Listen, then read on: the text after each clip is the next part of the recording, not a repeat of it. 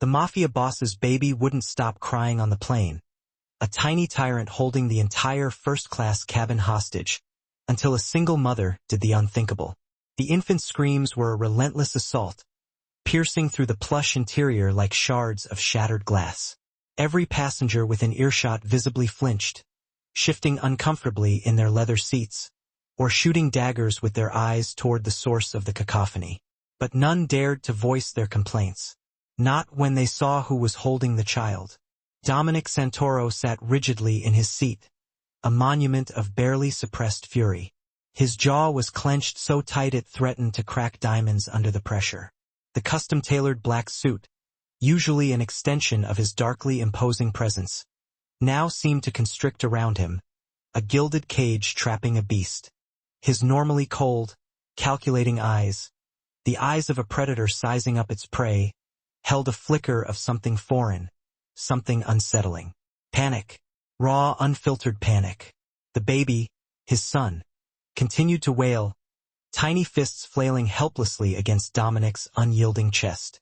2 months old and already bearing the invisible weight of a crown he didn't ask for. A legacy steeped in blood and shadowed by fear. 2 months since Isabella had taken her last breath, gifting this child to the world and stealing herself away. 2 months since Dominic Santoro, the most feared man in the American underworld, a man whose name whispered in hushed tones could make grown men tremble, had become something he never thought possible. Helpless. Sir. One of his bodyguards, a hulking figure whose presence usually silenced any room, leaned in carefully, his voice a low rumble designed not to carry beyond Dominic's ears. We could land early. Find a... No. Dominic's voice, usually wrapped in silk and laced with steel, was rougher now, strained. We stay on schedule. But the baby didn't care about schedules, about the intricate web of deals and threats that kept Dominic's empire humming. He didn't care that his father controlled half the East Coast's criminal operations, that men crossed streets to avoid his shadow, that entire families had disappeared with a single, softly spoken word from his lips.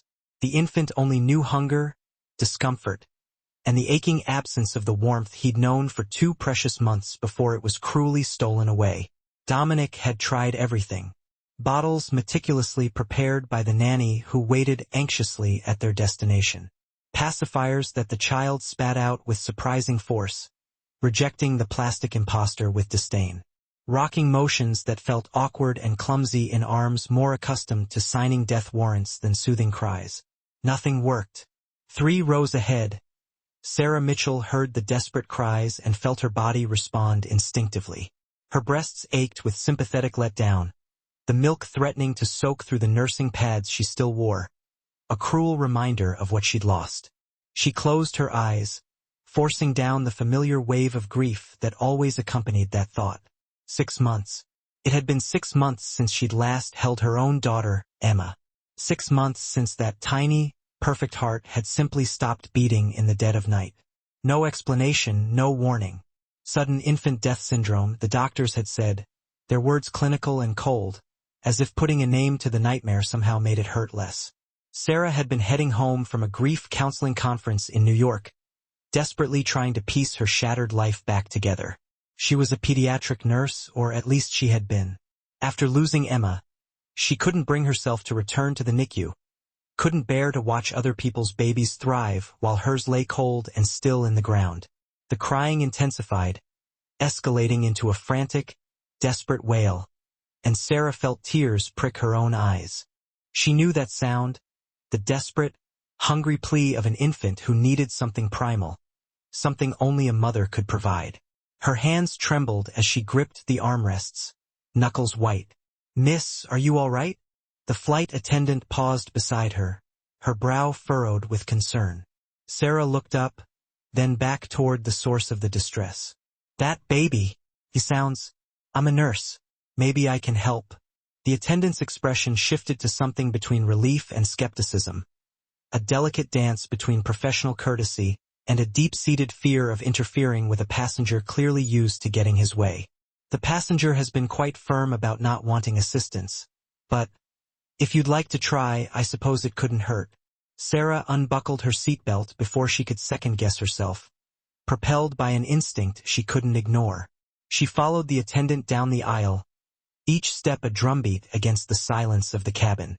This was insane. She was still lactating, her body stubbornly clinging to a purpose that no longer existed. But she couldn't just offer to breastfeed a stranger's child. Could she? Then she saw him. Dominic Santoro sat like a king on a throne, even in distress. Black hair swept back from a face that looked like it had been carved from marble by an angry god. Sharp cheekbones, a strong jaw darkened by precisely maintained stubble, and eyes so dark they seemed to absorb light rather than reflect it. He wore power like a second skin, and danger rolled off him in waves that made her survival instincts scream to turn around and run. But the baby in his arms looked so small, so utterly helpless against that broad chest. The infant's face was red and blotchy from crying, tiny features scrunched in misery. "Sir?" The flight attendant began nervously, her voice barely a whisper. "This passenger is a nurse." She wondered if she might. Dominic's gaze snapped to Sarah, and she felt the impact like a physical blow. Those eyes could strip flesh from bone, could make grown men confess sins they hadn't even committed. For a moment, Sarah forgot how to breathe, her lungs seizing in her chest. "A nurse?" he repeated, his voice low and rough like gravel wrapped in velvet. An accent lingered at the edges, a hint of old-world roots struggling against years of American assimilation. "Italian, probably. Pediatric," Sarah heard herself say, though her voice sounded distant and unfamiliar. I know that cry. He's hungry. I've tried the bottle." Frustration cracked through Dominic's carefully constructed facade, a glimpse of the man beneath the monster. "He won't take it." Sarah's eyes moved from the man to the baby, and something in her chest cracked open, a dam giving way to a flood of empathy and grief. The infant's cries had taken on a desperate edge, the kind that spoke of real distress. She'd heard it too many times in the NICU, the desperate, fading cries of infants fighting for their lives, and her body responded before her brain could catch up. "Some babies won't take artificial nipples," she said softly, stepping closer despite every instinct screaming at her to flee from this dangerous man, especially if they were breastfed initially. Was his mother? Something shifted in Dominic's expression, a flicker of pain so raw and intense that Sarah caught her breath. "She died," he said flatly, the words devoid of emotion, a shield against the agonizing reality. 8 weeks ago, giving birth to him." The cabin seemed to go silent around them, though the baby still cried, his tiny voice a heartbreaking counterpoint to the unspoken grief hanging in the air. Sarah's eyes burned with unshed tears, her grief recognizing his even as her nurse's training kicked in. "Then he's probably refusing the bottle because he's looking for something familiar," she said, her voice barely above a whisper. "Something he associates with comfort and safety." Their eyes locked, and Sarah saw the exact moment he understood what she was implying. His jaw tightened, the muscle jumping beneath his skin, and for a second she thought he might order her away, banish her from his sight. But then the baby let out another desperate wail, a sound that seemed to tear through Dominic's carefully constructed defenses, and something in the untouchable Mafia boss crumbled. "Are you offering what I think you're offering?" His voice was dangerous, testing, as if he couldn't quite believe what he was hearing, as if such a simple act of kindness was utterly foreign to his world. Sarah swallowed hard, her throat suddenly dry. This was insane. This was beyond insane. But the baby was suffering, and her body was producing milk that had nowhere to go, a constant reminder of her loss. And maybe, just maybe, she could help this tiny life even though she'd failed to save her own. "I'm still producing," she admitted, her cheeks flushing with a mixture of embarrassment and determination. "I lost my daughter 6 months ago. My body I haven't been able to stop it. If you'd allow me, I could try." The silence that followed was deafening, amplifying the baby's whimpers. Every passenger in first class had gone quiet, sensing they were witnessing something profound, something deeply human, even if they couldn't quite understand what. Dominic Santoro stared at this woman, this stranger who had just offered the most intimate gift one human could give another, and felt the ground shift beneath him. In his world, there were no gifts. Everything had a price. Every kindness hid a blade. But this woman's eyes held only compassion and a grief that mirrored his own. A shared understanding that transcended language and circumstance. "The restroom," he said abruptly, standing with a fluid grace that belied the tension radiating from him, despite the child cradled in his arms. "It's more private." Sarah's heart hammered against her ribs as she followed him toward the first-class lavatory, acutely aware of the bodyguard who fell into step behind them, a silent sentinel guarding his dawn even in this most vulnerable moment. This was real. This was actually happening. The bathroom was small but luxurious as an airplane bathroom could be. Dominic stood in the doorway, his large frame taking up most of the space, hesitation etched across features that probably hadn't shown uncertainty in years. "I'll wait outside," he said finally, his voice rough, strained. "Unless you need." "I'll be fine," Sarah assured him, though her hands shook slightly as she reached for the baby. "What's his name?" "Marco." The word came out like a prayer and a curse, a whisper of love and a guttural expression of loss. "After my grandfather." Sarah took the infant carefully, cradling his small body against her chest. Marco's cries had diminished to hiccuping whimpers, as if he sensed something was about to change, a shift in the storm raging around him.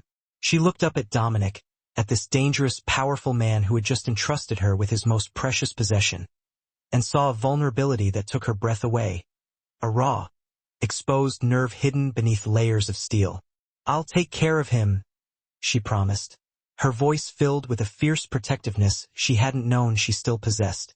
Dominic nodded once, sharp and controlled, then stepped back to let her close the door. The moment it clicked shut, Sarah felt the weight of what she was about to do settle over her like a blanket. Her hands moved on autopilot, unbuttoning her blouse with the efficiency of someone who had done this 1,000 times before. The nursing bra came next, and then she was positioning Marco at her breast, supporting his tiny head the way she'd supported so many infants in the NICU, the muscle memory kicking in with surprising ease. For a moment, nothing happened. Marco whimpered, turning his face against her skin, searching for the familiar scent, the comforting warmth. Then his instincts kicked in, and he latched on, and Sarah felt the familiar pull and release as he began to nurse, the letdown a bittersweet ache in her chest. Tears streamed down her face silently as she looked down at the baby in her arms. He wasn't Emma. He would never be Emma. But he was a child who needed comfort, who needed nourishment, who needed the one thing her body was still desperate to provide. "It's okay, little one," she whispered, stroking his dark hair, her voice thick with emotion. "It's okay." Outside the door, Dominic Santoro stood with his fists clenched at his sides, his bodyguard wisely maintaining his distance. The silence that had replaced his son's cries was both a relief and a torment, a fragile peace bought at the cost of his own carefully guarded control. He'd just handed Marco to a complete stranger. He, who trusted no one, who verified the background of every person who came within 10 feet of his child, had just given his son to a woman whose last name he didn't even know. But something about her had reached through the armor he'd built around himself, a vulnerability that resonated with his own grief. Maybe it was the shared pain in her eyes, a silent acknowledgement of the darkness they both carried. Maybe it was the desperate courage it took to offer such an intimate kindness to a stranger, a defiance of the fear that governed his world. Or maybe it was simply that, for the first time in 8 weeks, someone had offered to help without wanting something in return, a pure, unadulterated act of compassion. When the bathroom door opened 15 minutes later, Sarah emerged with Marco sleeping peacefully in her arms. The infant's face was relaxed, his tiny fist curled against her chest, completely at peace. Dominic looked at his son, truly peaceful for the first time since Isabella's death, and felt something shift in his chest, something dangerous, something that in his world could get people killed. "Oh, he's asleep," Sarah said unnecessarily, her voice soft to avoid waking the baby. "He ate well. He'll probably sleep for a few hours now." She moved to hand Marco back, but Dominic's hand shot out to stop her, his fingers wrapping around her wrist with surprising gentleness. a touch that sent a jolt of electricity through her veins. "Your name," he demanded, though his tone had lost its sharp edge, replaced by a quiet intensity that was equally unnerving. "Sarah. Sarah Mitchell. Dominic Santoro." He released her wrist, taking Marco from her arms with practiced care. His son barely stirred, too content to wake. "I owe you a debt, Sarah Mitchell." "You don't owe me anything?" Sarah began, her cheeks flushing as she began buttoning her blouse, suddenly aware of how intimate this situation was. "I was happy to help. In my world, everything comes with a price." Dominic's eyes fixed on her with an intensity that made her breath catch in her throat. "And what you just did, feeding my son, giving him peace when nothing else could, that's not something I can simply walk away from." Something in his tone made Sarah's heart race with more than attraction. It sounded almost like a warning, a subtle threat lurking beneath the surface of gratitude. "I should get back to my seat." "Wait." The word was a command, not a request, a stark reminder of the power he wielded. Dominic shifted Marco to one arm with the ease of someone who'd been doing this alone for weeks, then pulled a business card from his suit pocket, a sleek, black rectangle that spoke of wealth and influence. "Call me when we land. I want to properly thank you." Sarah took the card reflexively, her fingers brushing his. The contact sent a surge of electricity up her arm, and from the slight widening of his eyes, she knew he'd felt it too. "That's not necessary." "It is to me." His voice had gone soft, dangerously so. "You gave my son something precious. The least I can do is buy you dinner." Sarah knew she should say no. Everything about this man screamed danger, from the way other passengers averted their eyes when he passed to the bodyguards who shadowed his every movement. But there was something in his expression when he looked at his son, a vulnerability that called to her own broken heart, a shared understanding of the pain of loss. "Dinner?" she found herself agreeing, the word a fragile promise hanging in the air. "Just dinner." A ghost of a smile touched Dominic's lips, transforming his face from dangerous to devastatingly handsome, a fleeting glimpse of the charm that had surely seduced many before her. "Just dinner," he echoed, though something in his tone suggested he was making a promise neither of them understood yet, a destiny waiting to unfold. Sarah returned to her seat in a daze, the warmth of Marco's small body still imprinted on her skin, a phantom weight against her chest. She didn't notice the way Dominic's bodyguards were already pulling up information on her, their fingers flying across their laptops with practiced efficiency. Didn't see the calculating look in Dominic's eyes as he watched her walk away, a flicker of something akin to calculation hardening his features. In his world, in the world of the American Mafia, where tradition ran deeper than blood and loyalty was a currency more valuable than gold, what had just happened wasn't simple. It wasn't just a kind stranger helping a child in need. In the old ways, the ways his grandfather had taught him, the ways that still governed the ancient families, a woman who nursed a Dawn's child became bound to that family, became bound to him, inextricably linked by the sacred act of providing sustenance. Sarah Mitchell had just fed his son. She'd given Marco the one thing Dominic couldn't provide, the one thing he'd been desperate for since Isabella's death. In doing so, she'd fulfilled a role that, in the traditions of their world, made her something sacred, made her his. Dominic looked down at his peacefully sleeping son and felt the ghost of his grandfather's words echo through his mind. Ancient pronouncements whispered across generations. Asterisk: when a woman feeds your child from her own body, she becomes the child's mother. And a Dawn's child can have only one mother, his queen. He hadn't believed in the old ways, not really. They were superstitions, traditions from a different era, relics of a bygone age. But holding Marco, truly at peace for the first time since birth, Dominic felt the weight of those ancient rules settling over him like a mantle, a responsibility he couldn't ignore. Sarah Mitchell didn't know it yet, but the moment she'd offered to feed his son, she'd stepped into his world, a world of shadows and secrets, of loyalty and betrayal, of power and danger. And in his world, some things were sacred. Some bonds couldn't be broken. Some debts could only be paid one way.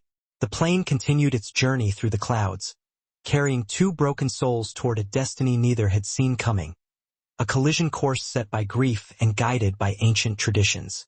Sarah Mitchell, the pediatric nurse running from her grief, seeking solace in helping others. And Dominic Santoro, the mafia boss who just found something more precious than power. Someone who could give his son the love of a mother. A love he desperately needed to survive. But love in his world came with a price often paid in blood and sacrifice. And that price was written in tradition older than America itself. A code of honor and obligation that bound him to Sarah in ways she couldn't yet imagine. Sarah had saved his son's life tonight. Even if she didn't realize it, Marco had been slowly starving, refusing every bottle, growing weaker each day. The doctors had talked about feeding tubes, about hospitalization, invasive procedures that would only further traumatize the infant. But one act of compassion from a stranger had solved what weeks of medical intervention couldn't, a testament to the power of human connection. And Dominic Santoro always paid his debts. Always. The black SUV that picked up Sarah from the airport 2 days later was not what she'd expected. She'd imagined a normal restaurant, maybe something upscale given Dominic's obvious wealth. A civilized setting for a thank-you dinner. Instead, the driver, a mountain of a man with cold eyes and an earpiece, had escorted her into a vehicle that screamed, federal protection, or something darker. The windows were tinted so dark she couldn't see out, transforming the interior into a claustrophobic black box. And the locks engaged with an ominous click the moment her door closed, sealing her fate. Where are we going? Sarah tried to keep her voice steady, to mask the growing unease churning in her stomach as the SUV pulled into traffic, weaving through the city streets with a disconcerting sense of purpose. The Dawn's estate, miss. The driver's eyes met hers in the rearview mirror, his expression unreadable, a mask of professional detachment. He thought you'd be more comfortable with a private dinner. Given the baby. The Dawn. Not Dominic, not Mr. Santoro. The Dawn. The title echoed in her mind, a chilling reminder of the world she was stepping into. Sarah's stomach twisted as the pieces began clicking into place, the fragments of the puzzle forming a disturbing picture. The bodyguards on the plane, the way passengers had given him a wide berth, the ease with which he commanded others, the casual use of the title Dawn, a title she knew from late-night crime dramas and fleeting news reports about organized crime, a title that signified power and control. Asterisk, oh God! What had she gotten herself into? The SUV wound through the streets of Newark, the gritty urban landscape giving way to tree-lined avenues and sprawling suburban estates. Each mile took them farther from public spaces and closer to a world hidden behind stone walls and iron gates. A world of privilege and power. A world she had no business being in. When they finally turned through a particular gate, this one guarded by 2 men with very obvious weapons, assault rifles slung casually across their chests, Sarah felt her heart climb into her throat, constricting her airways. The estate was massive, a sprawling mansion that looked like something ripped from the pages of The Godfather. A monument to wealth and influence built on a foundation of violence and fear. Manicured lawns stretched in every direction, emerald green and impossibly perfect, and Sarah counted at least 4 other security personnel patrolling the grounds before the SUV finally pulled up to the main entrance, the imposing facade of the mansion looming over her like a silent judge. Miss Mitchell, a woman in her 60s, appeared at the door, her severe expression softening slightly as she looked Sarah over, a flicker of curiosity and perhaps even a hint of sympathy in her eyes. I'm Teresa, the house manager. Mr. Santoro is waiting in the nursery. If you'll follow me. Nursery, right? Because this was about Marco. This was about a baby who needed to be fed. A child who was struggling to survive. Sarah clung to that thought as Teresa led her through a home that belonged in Architectural Digest, a showcase of opulence and extravagance. Marble floors gleamed under the soft glow of chandeliers, priceless artwork adorned the walls, and the furniture looked like it had been personally selected by a European monarch, each piece costing more than Sarah's yearly salary. Everything screamed wealth and power and danger, a constant reminder of the stakes she was playing for. They climbed a grand staircase to the 2nd floor, the sound of their footsteps muffled by thick Persian rugs, and Sarah heard it before she saw it. Marco's cries, not as desperate as on the plane, but still distressed, still a heartbreaking plea for comfort and sustenance. Teresa opened a door to reveal a nursery that was both opulent and surprisingly warm, a haven of soft colors and gentle light. The walls were decorated in soft blues and silvers, with a hand-painted mural of fluffy clouds covering one entire wall, creating a serene and calming atmosphere. Dominic stood by the window, silhouetted against the afternoon sun, Marco wailing in his arms, his expression tight with frustration and worry. He'd shed the suit jacket and rolled up his sleeves, revealing forearms corded with muscle and Sarah's breath caught in her throat. Extensive tattoos that disappeared beneath the fabric of his shirt. Intricate designs that hinted at a life lived on the edge, a life steeped in violence and tradition. Not regular tattoos, the kind you got on a whim after a few too many drinks. These were deliberate, symbolic, each image telling a story. She recognized a few of them. A crown, a stylized depiction of the Santoro family crest. The kind of ink that spoke volumes in the criminal underworld. A visual language of power and loyalty. Sarah. His voice was rough with relief as he turned, the sound a balm to her frayed nerves. Thank God. He's been asking for you. Asking for me? Sarah's voice came out higher than intended, betraying her unease. Dominic, what is this? Who are you really? Something flickered in his dark eyes, a spark of something akin to respect, perhaps, that she was asking directly, cutting through the pretense and demanding the truth.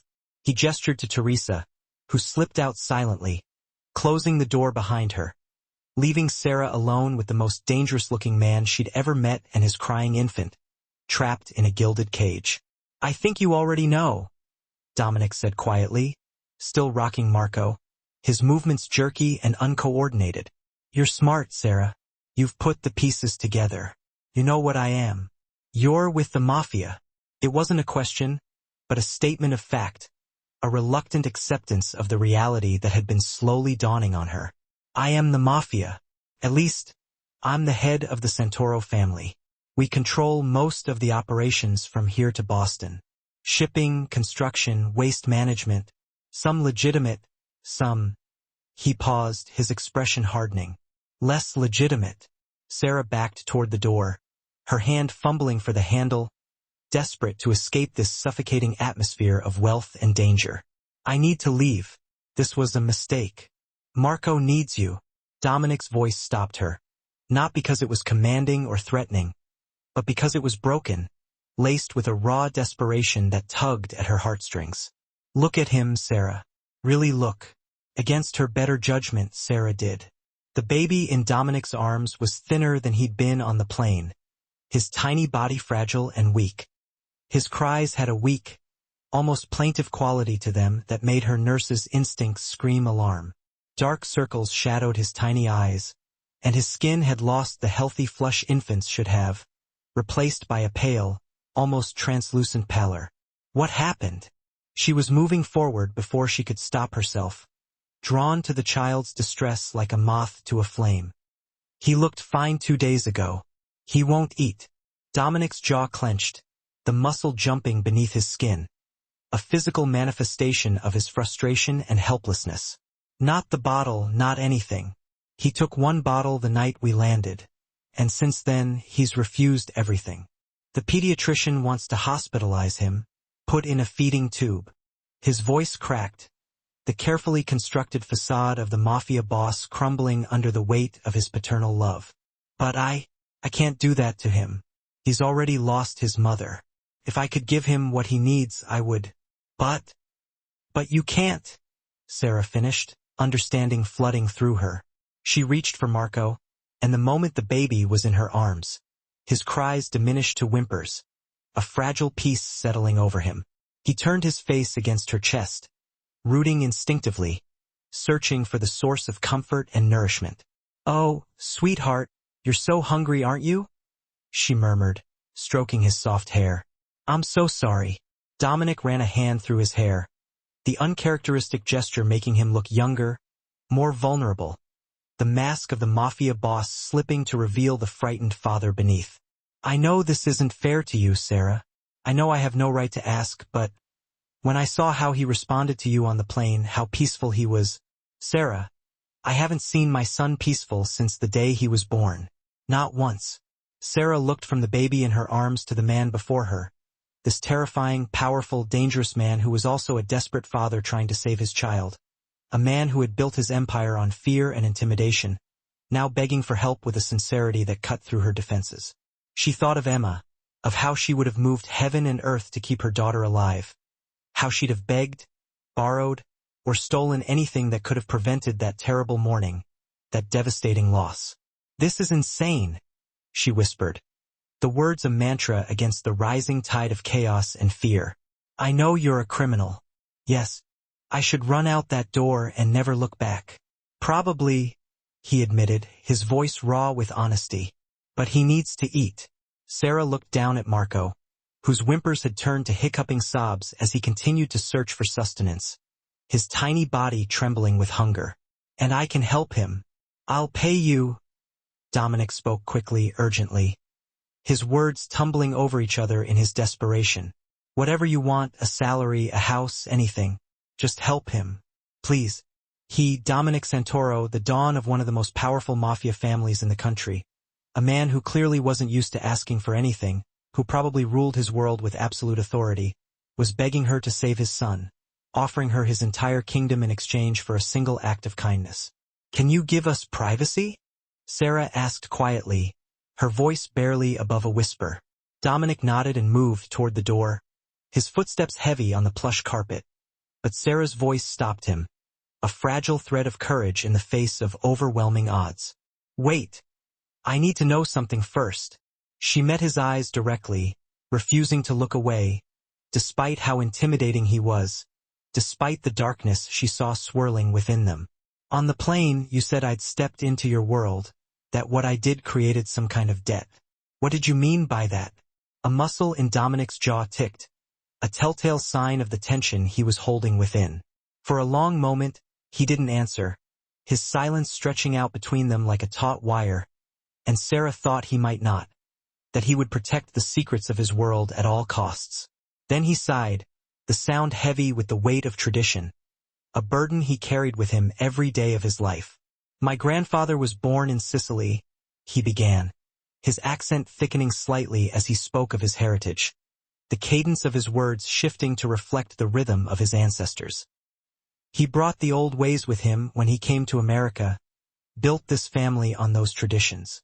One of those traditions is about children, specifically about who feeds them." "I don't understand." Sarah's brow furrowed in confusion, trying to grasp the logic of a world she didn't comprehend, a world where ancient customs held sway over modern sensibilities. "In the old families, blood isn't the only thing that makes family. Milk does too." Dominic's eyes were intense, burning with something Sarah couldn't name, a mixture of reverence and resignation. When a woman nurses a child that isn't biologically hers, especially the child of a dawn, she becomes bound to that family, becomes sacred to them. In the oldest traditions, she becomes what? Sarah's heart was pounding, a frantic drumbeat against her ribs, fear mingling with a strange sense of destiny. "The child's mother," Dominic finished, his voice barely audible, the words hanging in the air like a whispered prayer. "And in our world, a dawn's child can have only one mother, his wife." The silence that followed was deafening, amplifying the sound of Marco's soft whimpers in her arms. Sarah stared at him, trying to process what he'd just said, trying to understand if he was actually saying what she thought he was saying, if he was suggesting. "You can't be serious." "I don't expect you to marry me," Dominic said quickly, his voice laced with a hint of desperation. This isn't medieval. Sicily meant nothing to me. But in my world, what you did on that plane, it resonated, carried weight. It signified something profound. It meant that my family now extended its protection over you, whether you welcomed it or not. Other families would perceive you as connected to us, entwined in our affairs." And he paused, the words seemingly caught in his throat, difficult to articulate. "It means I can't just let you walk away from this. Can't let me. You don't own me." Sarah's voice rose, laced with defiance. "I am not some possession you can claim by invoking some archaic superstition. It's not superstition to the people I deal with, Sarah. Dominic's voice hardened, the steel glint returning. The moment word gets out that you nursed my son, and believe me, it will get out. Secrets simply don't remain buried in my world. You will immediately become a target. Rival families will view you as a means to strike at me, to gain leverage. You will require protection. My protection. Then I won't do it again. Sarah clutched Marco closer, even as the baby's whimpers escalated. A desperate plea. I will help him today. Ensure he's fed properly. And then I will leave. No one needs to know beyond this room. Teresa already knows. My driver knows. My security detail knows. Dominic closed the distance between them, and Sarah fought the instinct to recoil.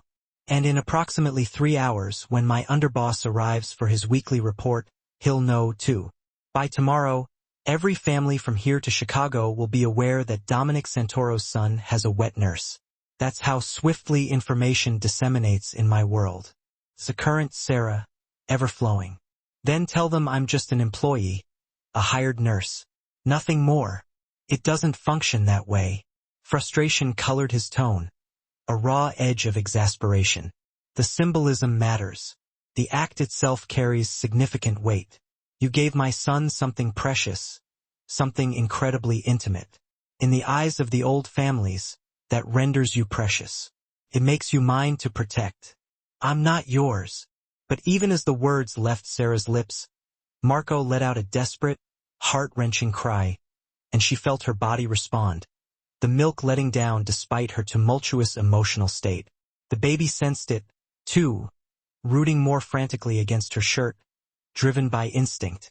Dominic observed her wince, saw the dawning comprehension in her eyes, the stark realization that her own body was betraying her resolve. He needs you, he said softly, a plea disguised as a statement. And like it or not, you need me now, too. Because I promise you, Sarah Mitchell, the instant other families discover this, your life will never be the same. It will be irrevocably altered. Sarah gazed down at the suffering infant cradled in her arms, then back up at the dangerous man standing before her. Every rational fiber of her being screamed at her to flee, to distance herself as far as possible from this world, this life. But she was a nurse. She had sworn an oath to aid those in need. And this baby, this innocent child who had lost his mother on the very day he was born, desperately needed her. 1 week, she heard herself say, the words barely a whisper. I'll stay for 1 week. Help get him established on a bottle. Work with a lactation consultant to devise a long-term solution. But then I am gone, and you tell everyone that I was merely a temporary medical solution. No bizarre Mafia marriage traditions, no sacred bonds, just a professional arrangement. Dominic's expression remained unreadable, a mask of carefully controlled emotions. 1 week, and I want it in writing. A legally binding contract that explicitly states I am free to leave after 7 days with absolutely no retaliation, no surveillance, no claiming me as some form of property. Is that understood? Done.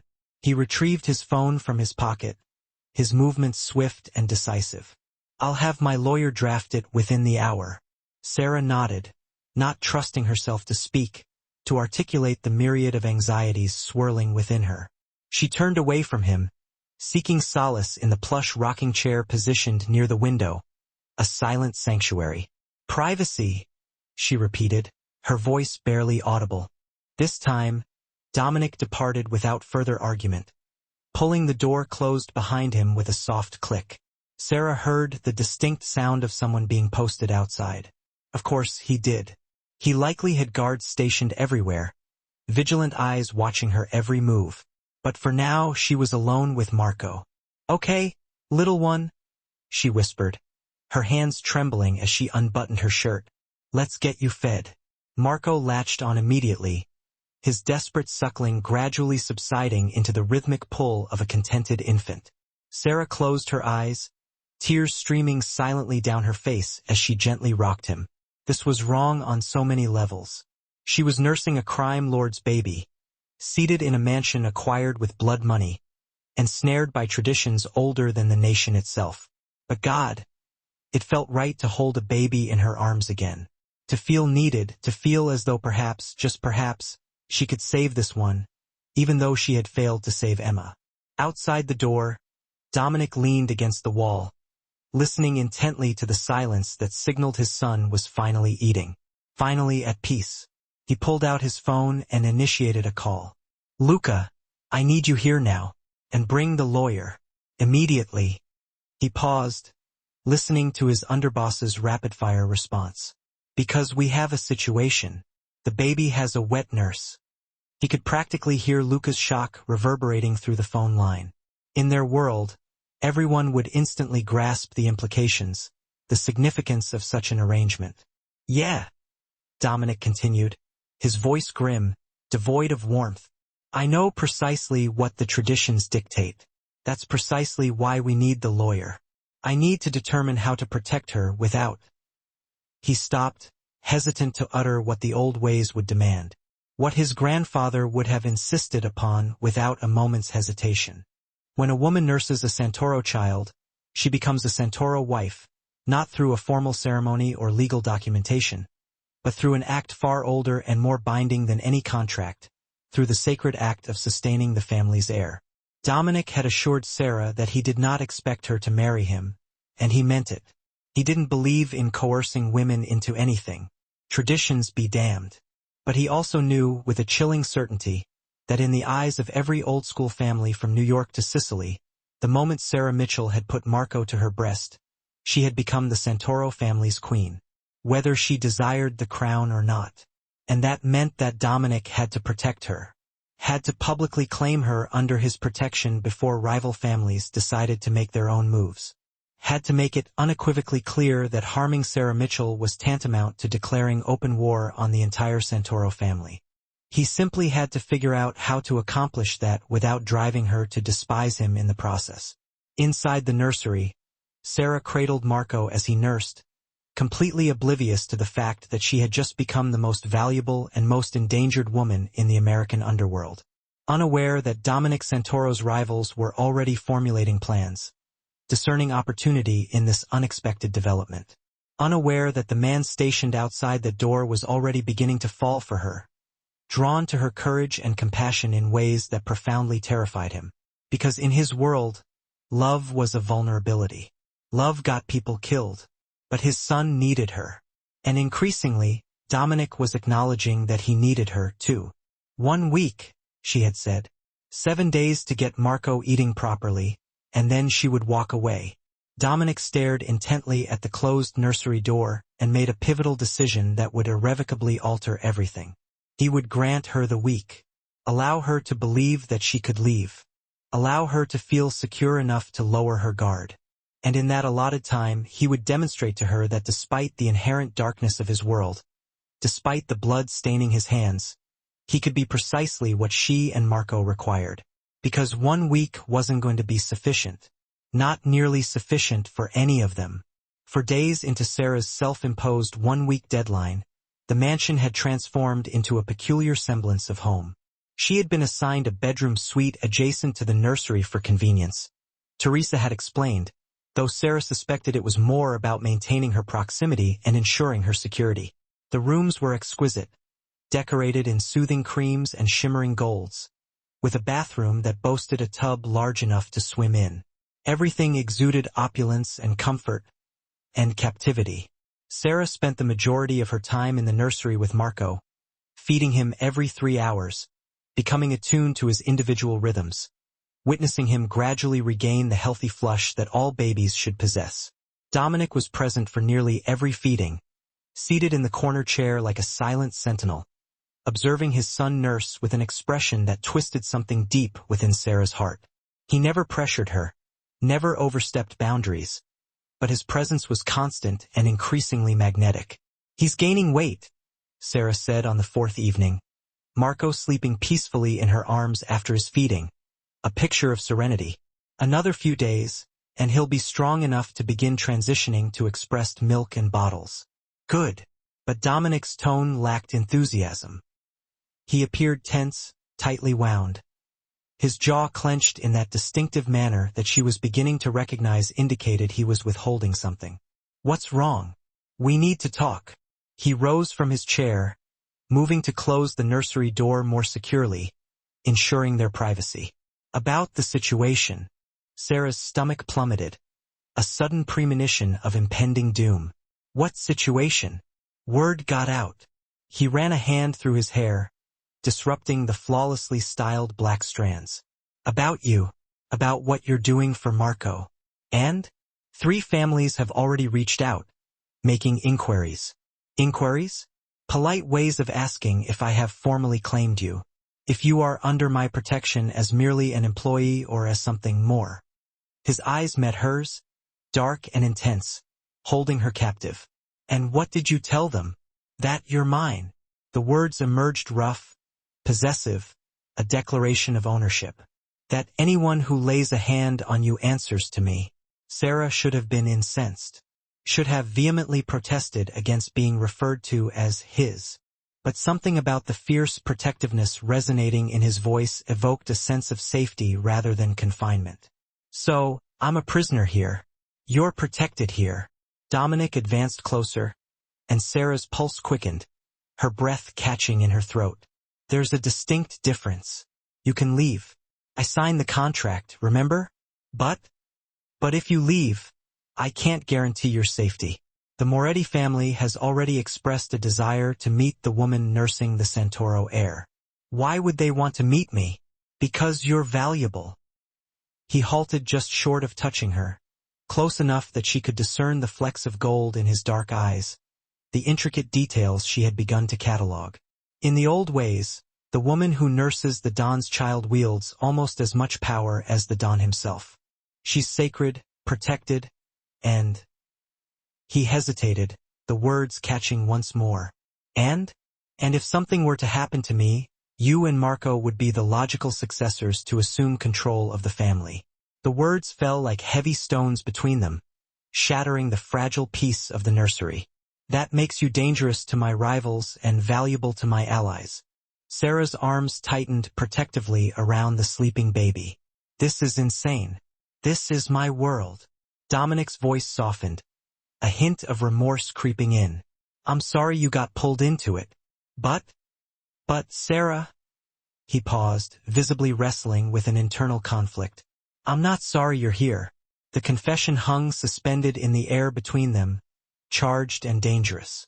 Sarah's breath caught as she observed a myriad of emotions flitting across his usually controlled face. Vulnerability, longing, something that bore a dangerous resemblance to affection. Dominic, let me finish. He gently cut her off, his touch surprisingly tender. These past 4 days, watching you with my son, witnessing him peaceful and healthy because of you. Sarah, you've given us both something I thought was irretrievably lost. A chance at normalcy. Family. I'm not your family. I'm simply helping. You are family. He reached out slowly, telegraphing his movement so that she could pull away if she desired. When she didn't, his hand cupped her cheek with unexpected gentleness. The moment you fed Marco, you became family. Perhaps not in the legal sense, perhaps not in the way the modern world comprehends, but in the ways that are most meaningful to me, to my son. You're already ours.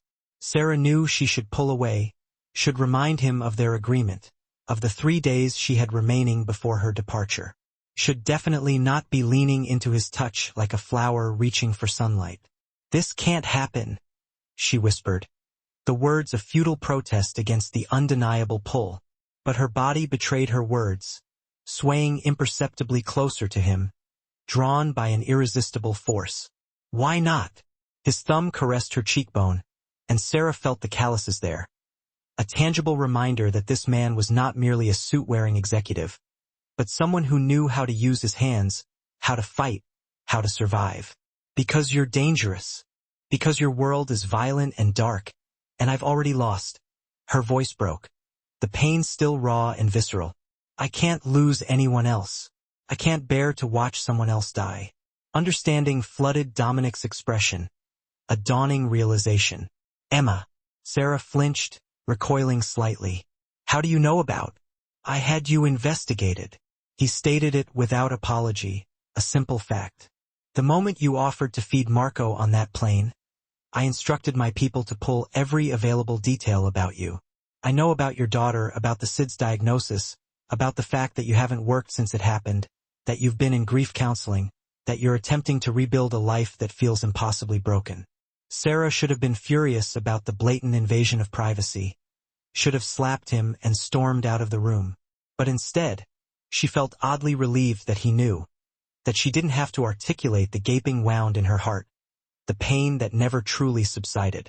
Then you understand why this can't be more than a temporary arrangement, she said softly. Why I can't get attached to Marco or to...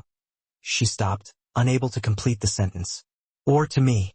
Dominic's jaw clenched, his gaze unwavering. Sarah, I understand loss. I watched Isabella die, bringing our son into this world. Watched her bleed out while the doctors desperately tried to save her. I held her hand as the light faded from her eyes, knowing that I was losing my wife, and my son was losing his mother before he had even taken his first breath. Tears streamed uncontrollably down Sarah's face. I'm so sorry. Don't be sorry. Just don't write us off because you're afraid. He leaned closer, his forehead nearly touching hers, his breath warm against her skin. These past few days, I've watched you be so brave. Brave enough to feed a stranger's child. Brave enough to step into a world you didn't understand. Brave enough to love my son, even knowing that you would eventually have to leave him. Don't tell me that you're too scared to even try. Try what? Sarah's voice was barely a whisper, a fragile plea. This, and then he was kissing her. It was gentle at first, a soft press of lips that sought permission rather than demanding surrender. Sarah froze for a fleeting moment, Marco still asleep in her arms, every rational thought screaming that this was a mistake, a disaster waiting to happen. But then Dominic's hand slid into her hair, and she melted into the kiss, as if she were finally coming home after a long and arduous journey. He tasted of whiskey and danger and something uniquely him that made her head spin, a potent combination that overwhelmed her senses. His other hand came up to cradle her face, holding her as if she were precious, as if she were sacred, a treasure to be protected at all costs. The kiss deepened, and Sarah felt 16 years of carefully constructed walls crumbling around her heart, brick by brick. When they finally broke apart, both breathing heavily, Dominic rested his forehead against hers, his gaze intense and searching. Stay, he whispered, the word a raw entreaty. Not just for a week. Stay. I can't. You can. His voice was fierce now, desperate, a plea that resonated deep within her soul. Marco needs you. I need you. And unless I'm completely misreading things, you need us too. Sarah looked down at the sleeping baby cradled in her arms, then back up at the dangerous, beautiful man standing before her, offering her a life she had never imagined, a life that terrified her, a life that somehow felt more real than anything she had experienced in months. I'm scared, she admitted, the truth spilling out, vulnerable and exposed. So am I.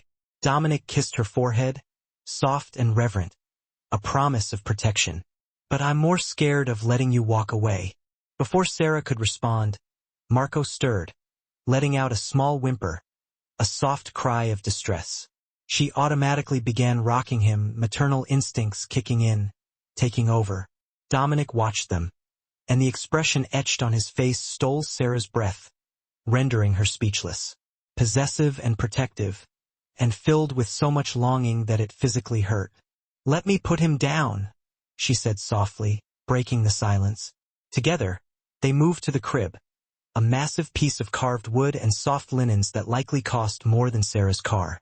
She laid Marco down gently, and Dominic immediately adjusted the blanket, checked the baby monitor, performing all the familiar rituals of a father who had been navigating this path alone for the past 2 months. When he straightened, Sarah was right there, her presence a tangible force.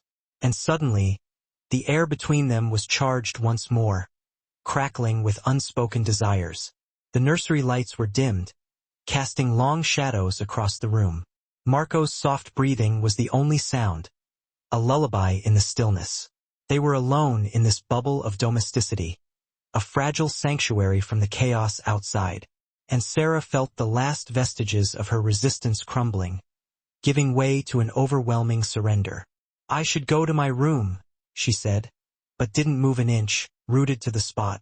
"You should," Dominic agreed, also remaining still, his gaze locked on hers. "We need boundaries." "We do. This is happening too fast." "It is." But when his hand found the small of her back, gently pulling her closer, Sarah didn't resist. When he kissed her again, deeper this time, with the hunger of a man who had been holding back for days, she kissed him back with equal fervor, her own desire unleashed. They stumbled away from the crib, mindful of the sleeping baby, until Sarah's back collided with the wall, and Dominic was pressing against her. All hard muscle and controlled power, his presence overwhelming her senses.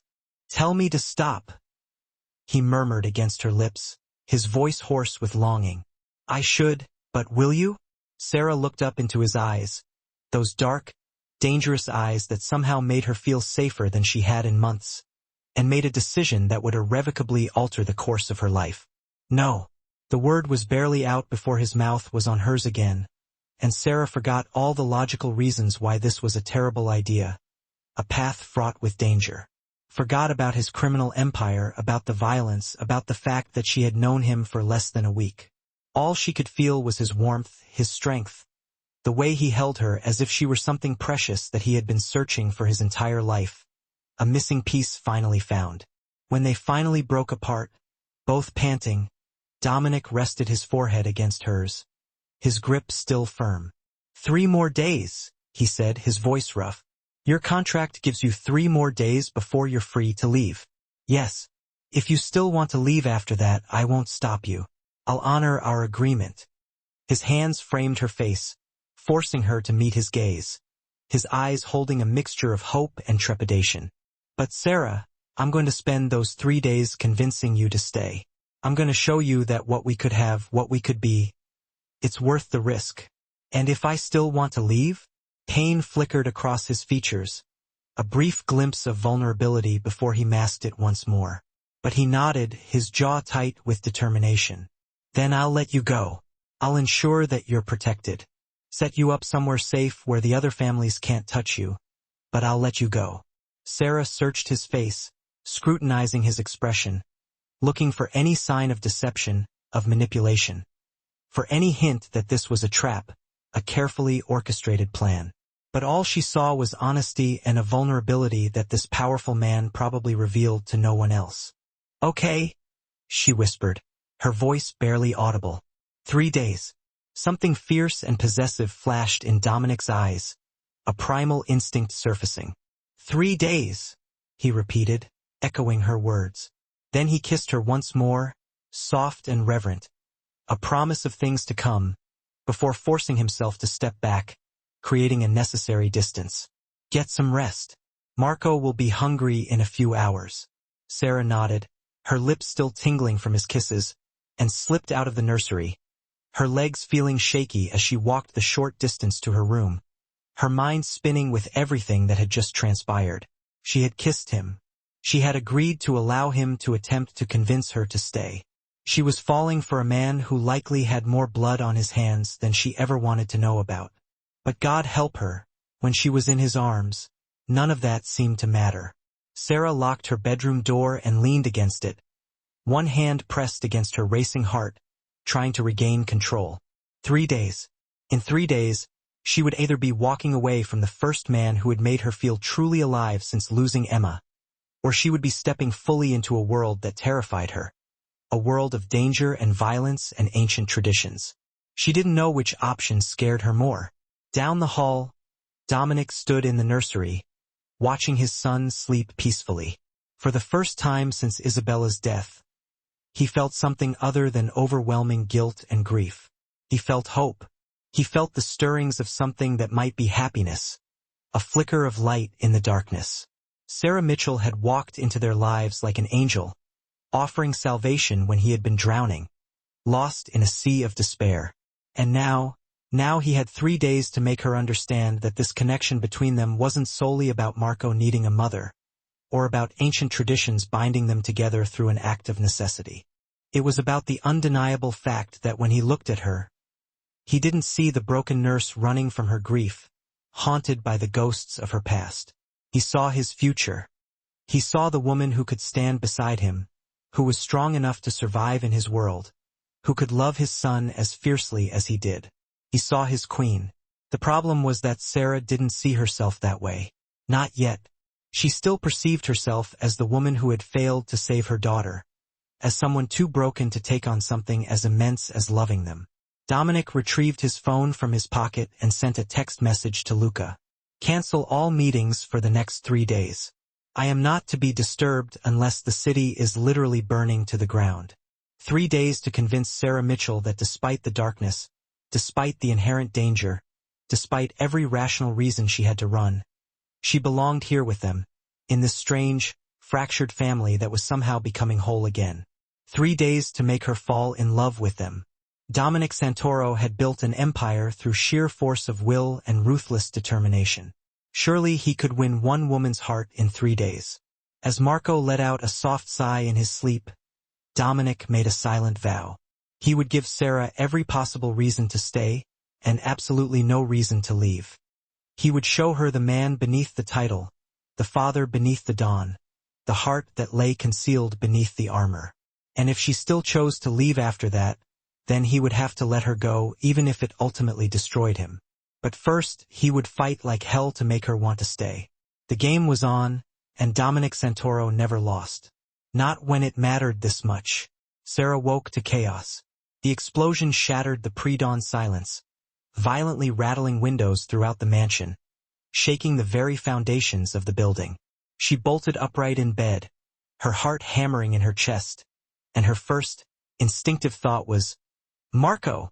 She ran barefoot across the hall into the nursery, finding Dominic already there, his son clutched protectively against his chest, shielding him from the danger. What's happening? Sarah's voice trembled, fear constricting her throat. They made their move. Dominic's face was carved from stone, all traces of vulnerability from their kiss the night before replaced by the cold, ruthless dawn she had glimpsed on the plain, the man who commanded respect and inspired terror. Who?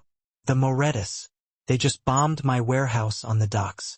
Before Sarah could respond, Luca burst through the door, blood streaking down his temple, a testament to the violence. Boss, it's a distraction. They hit 3 locations simultaneously, and they left a message. He glanced hesitantly at Sarah, his discomfort palpable. Say it, Dominic commanded, his voice a low growl. They want the woman.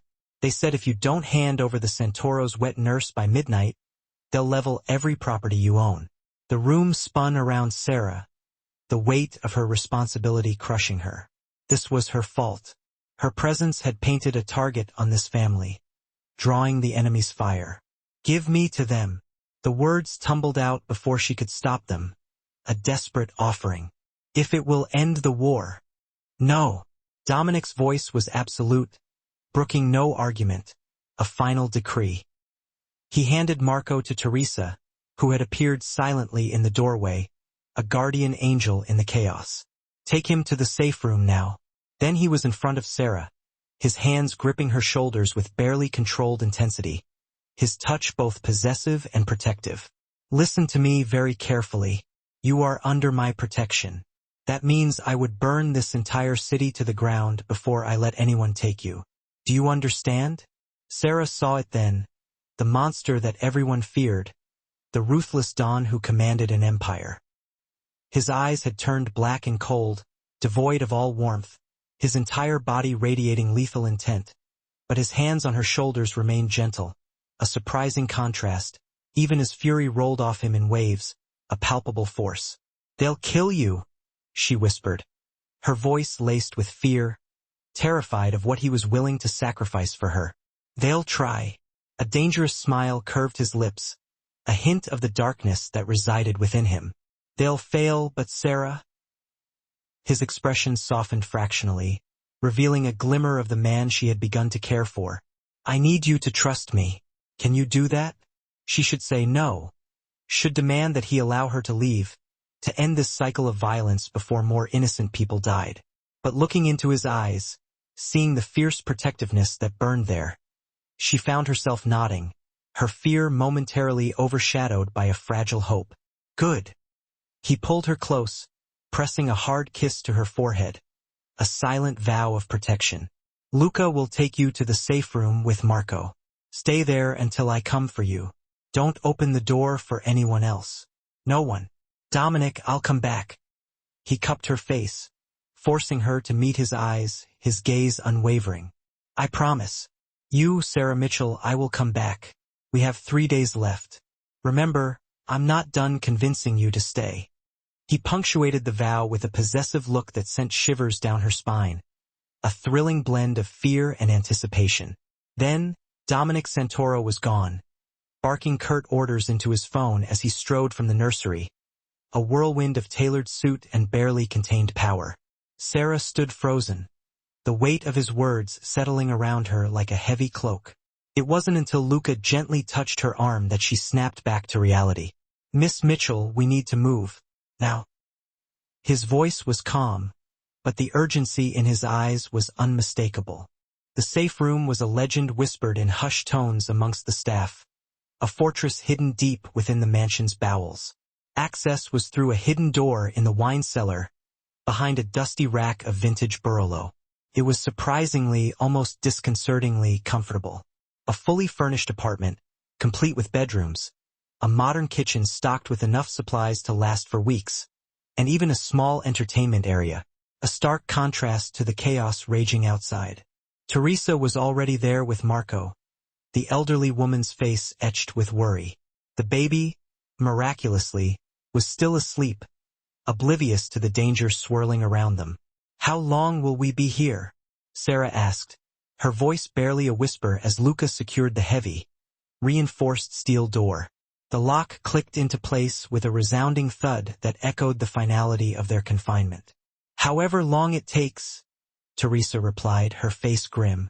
The dawn won't rest until every threat is eliminated. This is war, Miss Mitchell. Hours crawled by with agonizing slowness.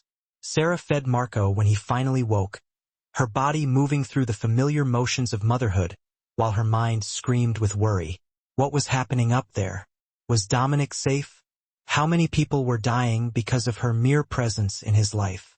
When Marco finally drifted back to sleep in the portable crib, his tiny chest rising and falling with peaceful innocence, Sarah found herself pacing like a caged animal. The confines of the safe room felt smaller with each passing minute, the silence amplifying the distant sounds of violence. Teresa watched her with knowing eyes, a lifetime of experience etched onto her face. You love him, don't you? The older woman said quietly, her voice soft but firm. It wasn't a question. I barely know him, Sarah countered, her voice laced with denial. That doesn't answer my question, Teresa persisted, her gaze unwavering. Sarah stopped pacing, her shoulders slumping in defeat. The truth was a heavy weight in her chest. How can I love someone whose world is so violent? Someone who probably has blood on his hands? The thought sickened her, yet the pull she felt towards Dominic was undeniable. My husband worked for the Don's father, Teresa said, her voice tinged with a hint of sadness. 30 years he gave to this life, took him in the end. A rival's bullet meant for the old Don. But those 30 years, they were full of love, loyalty, and family. Yes, there was darkness, always darkness in this world. But there was light, too. You have to look for it, Miss Mitchell. Does the light make up for the darkness? Sarah asked, the question hanging in the air. That's for you to decide, Miss Mitchell. Teresa stood, moving toward the small kitchen to prepare a pot of tea. But I'll tell you this.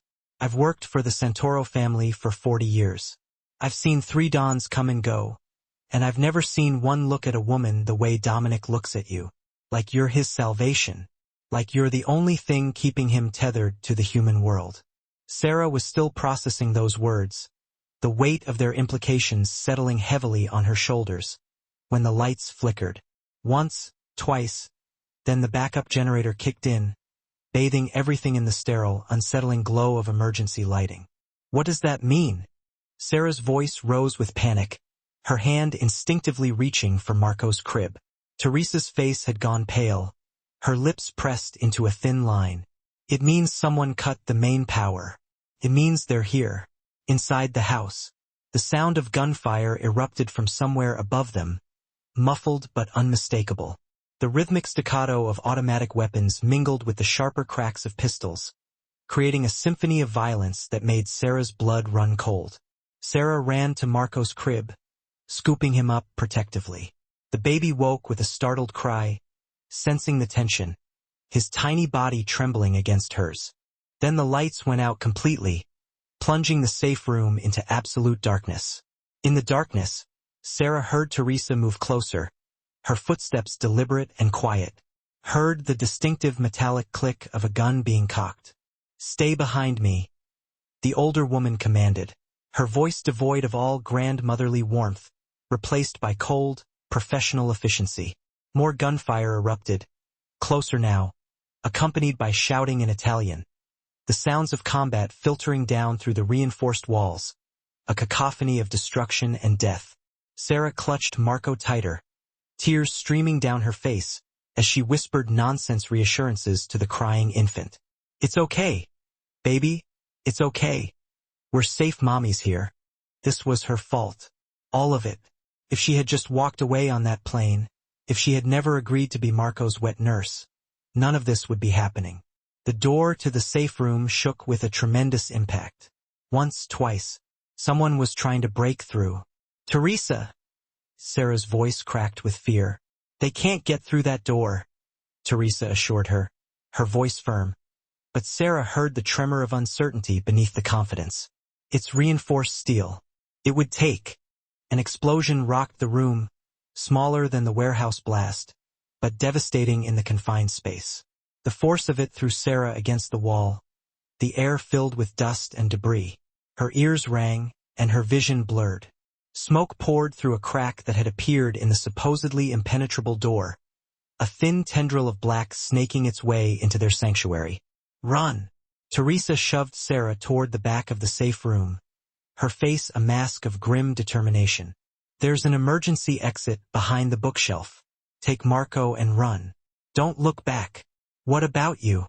I can't leave you," Sarah cried, her voice choked with emotion. "I'll slow them down," Teresa said, raising her gun, her expression resolute. "Go, Miss Mitchell. The Dawn is counting on you to keep his son safe. That's all that matters now. Go."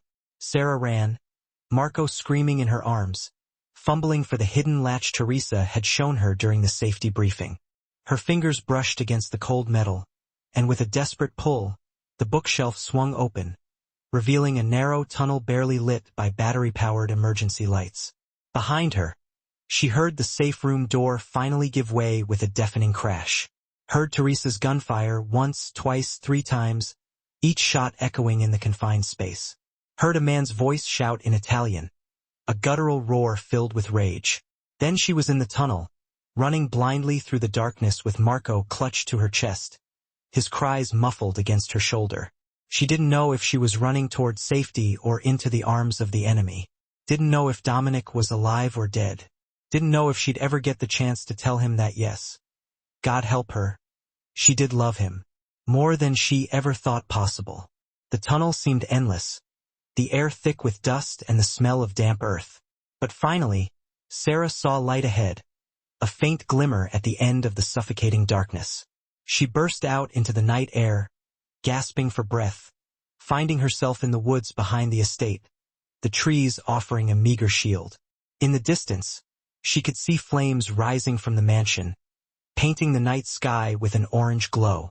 Could hear the sounds of combat, the screams and shouts carried on the wind. And then she heard something else, a low rumble that grew steadily louder. A car engine getting closer. Sarah turned to run deeper into the woods, her heart pounding in her chest, but it was too late. The SUV screeched to a stop, its headlights blinding, and men poured out. Not Dominic's men. She knew that instantly from the way they moved, from the predatory smiles on their faces. One of them stepped forward, older, with cold, calculating eyes and a smile that made Sarah's blood freeze. "The famous wet nurse," he said in heavily accented English, his voice dripping with malice. Finally, take her. Sarah fought, screaming Marco's name as hands grabbed her, pulling her away from the only thing that mattered. But it was useless. They were professionals, ruthless and efficient, and she was just a terrified nurse trying to protect a baby. The last thing she saw before they forced a rough cloth over her mouth, cutting off her screams, was the mansion burning in the distance, smoke rising like a funeral pyre into the pre-dawn sky. Then darkness claimed her, and Sarah Mitchell disappeared into the night with the Santoro heir in her arms, wondering if the man she'd fallen for would even survive long enough to search for her. Sarah woke in a room that reeked of old money and older sins, the air thick with the scent of dust, expensive perfume, and something else, something metallic and vaguely unsettling. Her head pounded from whatever they'd used to knock her out, but her first thought, her only thought, was Marco. She bolted upright, her heart leaping into her throat, to find the baby sleeping peacefully in an antique bassinet beside the ornate bed where she'd been placed. Relief flooded through her, so potent it almost brought her to her knees. They hadn't hurt him. They hadn't used him. Yet, awake finally, are we? The voice came from the shadows, smooth and dangerous. The older man from the woods stepped into the light, revealing a face etched with years of bitterness and a pair of eyes that held no warmth. I am Vittorio Moretti, and you, my dear, are worth your weight in gold. Maybe more. Where are we? Sarah's voice was hoarse, her throat dry. My estate, about 50 miles from the Santoro mansion, or what's left of it. His smile was cruel, a flash of teeth in the dim light. Don't worry, your beloved Dawn is alive. For now. I made sure word reached him about where to find you. He'll be coming. You see, I know how to appeal to his interests. Understanding dawned with horror, chilling her to the bone. Of course, it was all so clear now. A carefully orchestrated trap. Dominic Santoro destroyed my family 10 years ago. Vittorio continued, his voice rising with barely controlled rage. Killed my sons, took my territory, left me with nothing but scraps. And now, he gestured towards Marco with a disdainful wave of his hand. Now he cares about something. Finally, after a decade of being untouchable, he has a weakness. 2 weaknesses, actually. He moved closer, and Sarah pressed herself back against the headboard, fear clawing at her insides. You and his precious heir, the sacred wet nurse and the son who bears the Santoro name. Tell me, does he love you? Is that why he's willing to risk everything? I don't know what you're talking about, Sarah said, trying to sound braver than she felt. Don't play stupid. Vittorio's hand shot out, gripping her chin painfully, his fingers digging into her skin. I've seen the reports. The way he looks at you, the way he's protected you. Dominic Santoro hasn't cared about anything since his wife died. But he cares about you, and that is going to destroy him. He released her, smoothing the lapel of his impeccably tailored suit. He'll come for you tonight. I've made sure of it. And when he does, when he walks through those doors willing to trade everything for your safety, I'll take it all. His empire, his power, his life, everything. He'll kill you, Sarah said, trying to project an air of confidence she didn't possess. Perhaps, Vittorio conceded with a shrug. But first, he'll have to watch me hurt what he loves. And that will be worth dying for. Believe me, Miss Mitchell, the pain is worth the cost. The hours that followed were torture. An eternity of fear and uncertainty. Sarah stayed close to Marco, feeding him when he cried, changing him with supplies Vittorio's people had thoughtfully provided. They wanted the baby healthy, wanted him as leverage when Dominic arrived, a helpless pawn in their twisted game. As dusk fell, painting the sky with hues of blood orange and bruised purple, Vittorio returned, his face alight with anticipation. He's here. Earlier than expected, actually. Your Dawn must be quite motivated. A man truly in love. He hauled Sarah to her feet, his grip surprisingly strong. Come, you'll want to see this. The culmination of a lifetime's work. He dragged her to a large study, a room lined with bookshelves and filled with the scent of leather and old paper. He positioned her near the window, Marco clutched tightly in her arms, where she could see the grounds below. Her heart stopped, the breath catching in her throat. Dominic stood alone in the center of the courtyard, illuminated by floodlights, a solitary figure in the face of overwhelming odds. No bodyguards, no weapons visible, his hands raised in surrender. An impossible sight. But even from this distance, Sarah could see the coiled violence in his stance, the barely leashed fury simmering beneath the surface, the predatory animal restrained by sheer will. "Moretti!" His voice carried clearly through the open window, amplified by strategically placed speakers. "I'm here. Let them go. Now, this doesn't have to spill more blood." Vittorio laughed, a harsh, grating sound that echoed through the room. He pushed Sarah closer to the window so Dominic could see her, a twisted display of dominance. The moment their eyes met across the distance, Sarah saw Dominic's carefully constructed mask crack. Raw emotion flooded his face, a fleeting glimpse of the man beneath the dawn. Relief, fear, love, all warring for dominance. "Your empire for the woman and child, Santoro," Vittorio called down, his voice booming across the courtyard. "Sign over everything. Territory, businesses, operations, all of it. Make me Dawn of the Santoro family, and I'll let them live. You can walk away. Start a new life. Is that what you want? Done." Dominic didn't hesitate, his voice unwavering. "I'll sign whatever you want. Just don't hurt them. Please, just let them go." Sarah's eyes widened with shock, tears welling up. He was giving up everything. His entire world, his power, his legacy, for her and Marco. A sacrifice of unimaginable proportions. Touching, Vittorio sneered, his voice dripping with sarcasm. "But I think we both know I can't let you live, Santoro. You just rebuild. Come after me, and I can't risk that. No, you have to die. But first, you'll watch me take everything from you." He pulled a gun, cold and metallic, pressing it to Sarah's temple. Everything happened in slow motion, each second stretching into an eternity. Sarah saw Dominic move impossibly fast for someone who was supposed to be unarmed, a blur of motion that defied human limitations. His hand went to his ankle, came up with a weapon, small but deadly. At the same moment, Sarah did the only thing she could think of, the last act of defiance she could muster. She bit down hard on Vittorio's wrist, her teeth sinking into his flesh, drawing blood. The old man roared in pain, his grip faltering, jerking the gun away from her head. The shot went wide, shattering the window behind them. Then the world exploded into chaos. Doors burst open and Dominic's men poured in, a coordinated force of deadly efficiency. They'd been there all along, hidden, waiting for their moment. But Dominic himself was already inside, moving like death incarnate, a whirlwind of fury and precision. Sarah had never seen anything so terrifying or so beautiful, a force of nature unleashed. Vittorio grabbed for her again, desperation etched on his face, but Sarah was done being a victim. She swung Marco's bassinet at his knee, connecting with a satisfying thud. Thankfully, the baby was still safe in her arms, and the old man stumbled, momentarily disoriented. It was all the opening Dominic needed.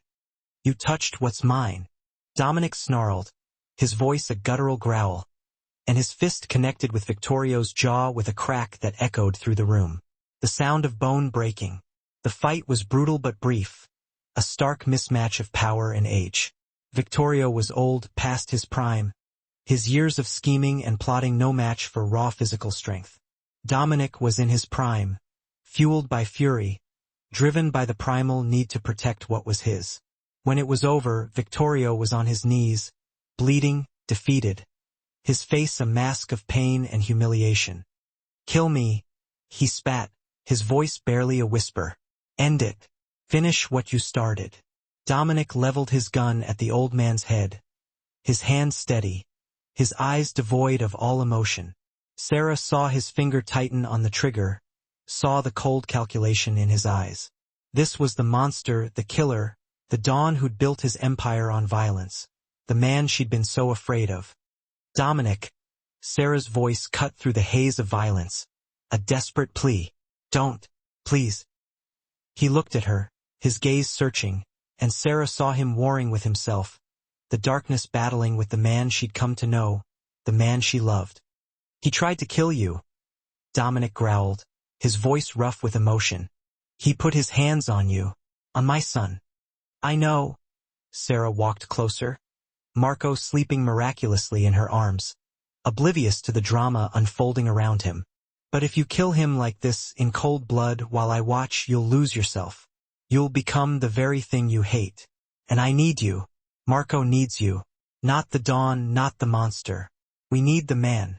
The man I know you can be. The silence stretched, thick with tension. Then Dominic slowly lowered his gun, his hand trembling slightly. Take him. He ordered his men, his voice devoid of all emotion. Turn him over to the families. Let them decide his fate for breaking the old laws by targeting a sacred woman and a child. As Victoria was dragged away, screaming threats and curses, Dominic turned to Sarah. For a moment, they just stared at each other, the weight of everything that had happened hanging between them.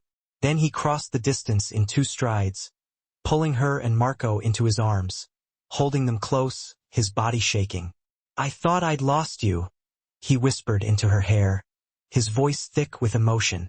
When I saw the safe room breached, when I couldn't find you, Sarah, I thought I'd lost you both. That bastard was going to take you from me. But you found us. Sarah pulled back enough to look at his face, her fingers tracing the line of his jaw. You came for us. I'd give up everything 1,000 times over to keep you safe. He cupped her face with shaking hands, his eyes filled with a love that took her breath away. None of it matters without you. The empire, the power, the name. It all means nothing if you're not here to share it with me. The families won't accept that, Sarah said, her voice laced with doubt. You can't just walk away from being a Don. It's not that easy. Watch me. His eyes blazed with a fierce determination. I'm done with this life, Sarah. I'm done with violence and death and living in darkness. You made me want something more. Made me remember there's light in the world, even in the darkest corners. But the Santoro family needs a successor. Someone to take your place. Dominic's smile was grim. My cousin Marco, yes, the one I named my son after. He's been angling for the position for years. Let him have it. I'm taking my son and the woman I love, and I'm walking away. For good. The woman you love? Sarah's heart hammered against her ribs, a frantic drumbeat of hope and disbelief. Did you think I'd give up my empire for just anyone? He kissed her softly, his lips gentle against hers. I love you, Sarah Mitchell. I loved you when you offered to feed my son, a complete stranger. Loved you when you stood in my world and refused to break, refused to compromise your values. Love you now, standing here covered in glass and dust, still protecting my child with every fiber of your being. Tears streamed down Sarah's face, a torrent of emotions she could no longer contain. This is crazy, she whispered, her voice choked with sobs. Probably, Dominic conceded with a grin. I've known you a week, best week of my life. Your world almost got us killed. I'm leaving that world for you. For Marco. I owe you both everything. He kissed her again, deeper this time. A kiss that promised a future filled with love and happiness. Say you'll stay, not just for 3 days but forever. Be my wife, Sarah. Not because of traditions or sacred bonds, but because I love you and I hope you might love me too. Sarah looked at this beautiful, dangerous, impossible man, the man who had turned her world upside down in a matter of days. Thought about her life before him, a safe but ultimately unfulfilling existence. Thought about how alive she'd felt in his arms, the spark of passion he had ignited within her. Thought about Marco sleeping peacefully against her chest, this child who'd healed something broken in her heart, who had given her a purpose she never knew she was searching for. I do love you, she whispered, her voice thick with emotion. God help me, I do. More than I ever thought possible. Then say yes. Say yes, Sarah. Be mine. 6 months later, Sarah stood in a small church in Montana, wearing a simple white dress that flattered her growing belly. Marco, now chubby and healthy, babbled happily in Teresa's arms in the front pew, his tiny hands reaching for the sunlight streaming through the stained glass windows. "Nervous?" Dominic asked, looking devastating in a dark suit that accentuated his broad shoulders and lean physique, his hand warm and reassuring in hers. "Terrified," Sarah admitted, her voice trembling slightly, "but in a good way. It's the happiest I've ever been." The wedding was small and intimate, a world away from the lavish affairs Dominic had been accustomed to. Just Teresa, Luca, and a handful of others who'd followed Dominic into his new life, loyal soldiers who had traded violence for peace. Sarah's parents were there, too, cautiously accepting of their daughter's whirlwind romance with the reformed businessman who'd swept her off her feet. They didn't know the whole truth about Dominic's past, and Sarah had decided they didn't need to. That part of his life was over, buried and forgotten. The vows were simple and heartfelt, a testament to their love and commitment. No mention of dons or empires or sacred traditions. Just two people promising to love each other through whatever came next, to support each other through thick and thin, to build a life together based on trust, respect, and unwavering love. When Dominic kissed her, his lips tender and possessive, Sarah felt complete for the first time since losing Emma. This was her family now, her impossible, beautiful, miraculous family. The reception was held at their new home, a sprawling ranch house on 50 acres of Montana wilderness, far from the glitz and glamour of New York, far from the shadows of the life Dominic had left behind. As they danced under the soft glow of string lights, Marco sleeping peacefully inside, Sarah marveled at how much had changed in such a short amount of time. "Any regrets?" she asked, leaning against Dominic's chest, her voice soft. "Not one." He pulled back to look at her, his eyes filled with unwavering love. "Though I should warn you, Luca got a concerning call today. Might be time to lawyer up." Sarah's stomach dropped, her heart pounding in her chest. The families had found them. Dominic's jaw tightened, his eyes hardening. "Nothing threatening. Just checking in, making sure we're really out. Making sure I don't go back to the old life." "And are we?" Sarah asked, searching his eyes for any sign of doubt. "We are," he said firmly, his voice resolute. "I made my position clear. I'm done. The Santoro family belongs to Marco now. My cousin Marco, and if anyone has a problem with that, they can take it up with the Council of Families, who, by the way, officially sanctioned my retirement. They can cry about it later. Because of me." Sarah understood, her voice barely a whisper. "Because I'm sacred to them. Because you saved the Santoro heir when no one else could. Because you proved that love is stronger than power."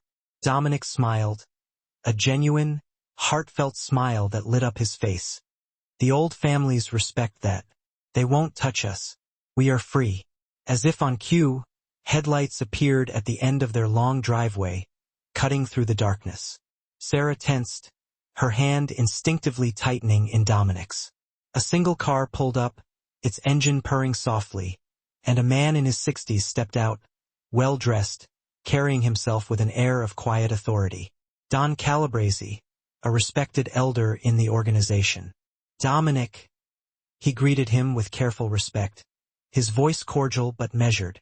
"This is unexpected. I thought we would never see each other again." "Relax, Santoro." The older man smiled warmly, a rare and genuine smile that transformed his face. "I come as a friend, not a threat. The families wanted someone to deliver this officially. We had a vote." He handed Dominic an envelope sealed with wax, the Santoro crest emblazoned upon it. "Your get-out-of-jail-free card. Peace offering. Your retirement papers, signed by all 5 families. You're free, truly free. Go forth and live your life." Dominic opened the envelope, his hands trembling slightly, Sarah reading over his shoulder. It was a formal document releasing Dominic from all obligations to the Santoro family and the wider organization, a final and irrevocable severance. "Thank you," Dominic said quietly, his voice thick with emotion. "Don't thank me." Don Calabrese nodded towards Sarah, his eyes filled with respect. "Thank your wife. She is the real hero. What she did for your son, That kind of love, that kind of sacrifice, it reminded us all why we have these traditions. Why we protect women and children above all else. She earned your freedom, Santoro. Both of yours. Enjoy your new life. He tipped his hat and left as quickly as he'd arrived, the taillights of his car disappearing down the long driveway. Sarah and Dominic stood in the driveway long after the car had vanished, the document still clutched in his hand. The weight of the past finally lifted from their shoulders. It's really over, Sarah whispered, her voice filled with awe. It's really over. We can finally be happy. Dominic pulled her close, wrapping his arms around her, his body trembling with relief. New life, new beginning. Just us and Marco. A fresh start. And Marco? Sarah smiled, her hand resting on her stomach. And maybe someday a little brother or sister for him. There's always room for more family. Dominic's eyes widened, his gaze shifting to her stomach, a look of incredulous joy spreading across his face. Are you pregnant? That's a lot of alliteration. Sarah nodded, her cheeks flushing with a nervous blush. 3 weeks along. I was planning to tell you after the wedding, but... She bit her lip nervously, unsure of his reaction. Is that okay? Are you happy? His answer was to sweep her into his arms and spin her around, laughing with pure, unadulterated joy. When he set her down, both of them were crying happy tears, their faces radiant with love. More than okay, Sarah. You've given me everything. A reason to live, a reason to love, a future worth having. You gave me that, too. She kissed him softly, her heart overflowing with gratitude. You and Marco, you saved me when I thought I couldn't be saved. You're the best thing that's ever happened to me. They stood in the Montana darkness, the stars brilliant overhead, a silent testament to their love, with their past behind them and their future stretching ahead, bright and full of possibility. Inside, Marco let out a small cry, a gentle reminder of their responsibilities. They broke apart with matching smiles, their eyes reflecting the love and joy they shared. He's hungry, Sarah said. Duty calls. Then let's go feed our son. Dominic took her hand, his grip strong and reassuring. Together, the way it should be. As they walked inside, hand in hand, Sarah looked back once at the driveway where the dawn had delivered their freedom, at the dark trees beyond that hid nothing more dangerous than wildlife, at the stars that witnessed their happy ending. She'd walked into a storm 6 months ago on that airplane. A storm of violence and danger that had threatened to consume her. She'd found the most dangerous man in America and agreed to be the wet nurse to his child. And somehow, impossibly, miraculously, she'd found her home. Not in a place, but in a person. In a man who'd given up an empire for love, who had chosen her and his son over power and wealth. In a baby who'd needed her as much as she'd needed him, who had healed her broken heart and given her a reason to believe in the future. In a family built not on blood or tradition, but on choice, on love, on the unbreakable bond that had formed between them. Sarah Mitchell had finally found where she belonged, and she was never letting go.